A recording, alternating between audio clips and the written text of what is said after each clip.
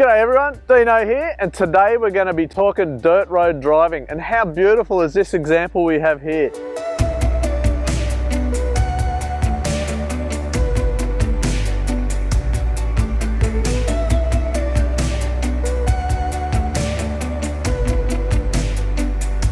Did you know that at last count there was more than 900,000 kilometres of dirt road and track in Australia?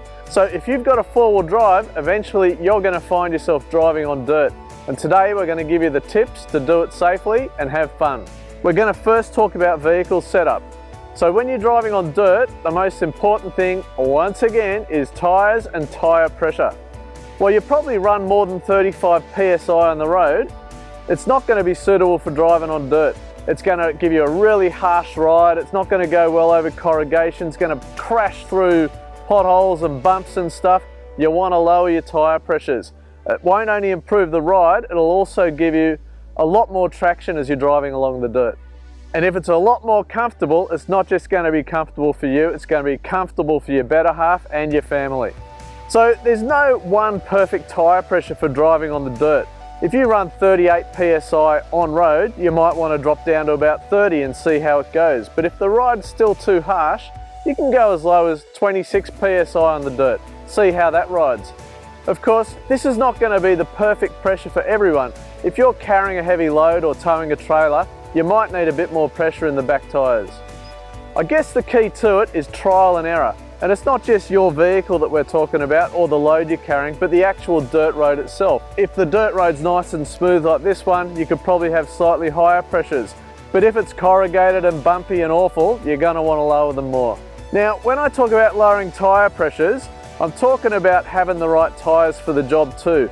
So talking tyre pressures and dropping them, it depends on what kind of tyres you've got on your vehicle. This vehicle is still equipped with highway terrain passenger car construction tyres, so you don't go too low with those sorts of tyres. Otherwise you could end up with sidewall damage. So if you're running light truck tyres, usually an all-terrain or a mud terrain tyre pattern, you can lower tyre pressures a little bit more, because you have more plies in the sidewall and a tougher construction tyre. The other advantage of lowering tyre pressures is your tyres are going to last longer. If your tyres are running at highway pressures and you're driving over rough gravel roads with sharp edges and all sorts of stuff, it's going to chip the treads, it's going to cause all sorts of damage. Also, the front tyres are flicking up stones at the back tyres, and if the pressures are too high, that's going to cause damage across the tread face. If you lower your pressures, the tyres are going to be more compliant and they're going to be less susceptible to damage. So let's move on to driving technique. If you're on gravel roads and you have a four-wheel drive, you should probably run it in four-wheel drive. The reason for this, it gives you more traction. A lot of modern four-wheel drive wagons will have constant four-wheel drive or an on-demand four-wheel drive system. So you don't have too much to do except perhaps lock the centre diff lock when you're on gravel roads. But if you have a part-time four-wheel drive like this one, which normally runs in rear-wheel drive, click it across the 4x4 high range and that'll give you a lot more traction on gravel roads. Another advantage of running your vehicle in four-wheel drive is it reduces braking distances, and that's very important with wildlife about. So one important aspect of driving on gravel or dirt roads is keeping it smooth. Smooth on the accelerator, gentle on the brake, ease into corners, no sudden movements or anything like that. That's when things can get out of shape. And if you don't have a modern four-wheel drive with all the electronic traction control and stability control, you can soon end up way out of shape and off the road. And when you're driving on dirt, it's so important to look right ahead and plan for what's coming up. There's a variety of surfaces on the dirt. You've got corrugations, you've got potholes, you've got big bumps, you've got channels where there's been washouts and all sorts of stuff. You need to be prepared for these eventualities. If you see something like that coming up, you need to slow down well before you get into that situation. Otherwise you'll be crashing through stuff, not good for you or your vehicle. On the road we've been travelling on today, and we've had some pretty crook weather over the last few days, and we've been coming across fords and all sorts of things. It's a good idea, if you're unsure, always get out and check the depth, make sure there's no obstacles. I guess the key to it is drive to the conditions. We've got plenty of water around, so we're being really careful whenever we see that water. But if it's dry, you've got to deal with other things like dust. Never drive in someone else's dust. If you're driving in a convoy, stay back, stay out of the dust. If you don't, you won't be able to see where you're going. It's not good for your vehicle. Gets sucked into the engine, gets sucked into the cabin. It's just not a pleasant experience. The other time you're going to experience dust is when you've got oncoming traffic. If you see a dust cloud up ahead and it's coming your way, you know you've got oncoming traffic. Slow down, pull over to the side a little bit. Hopefully the other driver will have the same courtesy, and then that way no one will end up with a damaged windscreen or any other problems. If you see a large truck or a road train coming the other way, don't forget they are very large and heavy vehicles.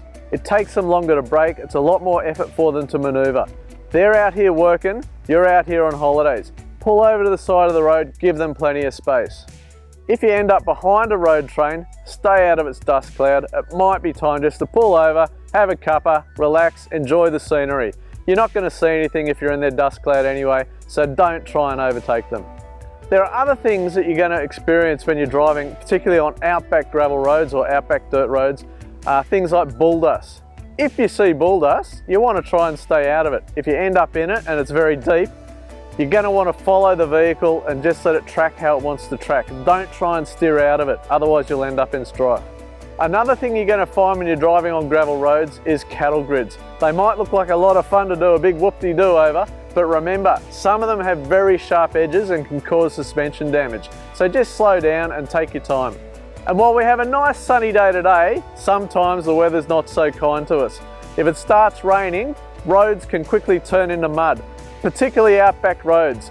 And in those sorts of conditions, roads can become closed. So you're going to want to check with the local authorities to make sure they're open. Otherwise, you can cause all sorts of damage and cop a big fine. There are different types of mud, and that all depends on what kind of dirt there is. So if you're in river country and you've got the black soil stuff, it's going to be so slippery you probably won't get out of it. So if you're in those sorts of conditions, just err on the side of caution, perhaps find another route. And don't forget, once you're off dirt roads and back onto sealed surfaces, re-inflate your tyres. And if you have a part-time four-wheel drive vehicle, make sure you put it back into two-wheel drive.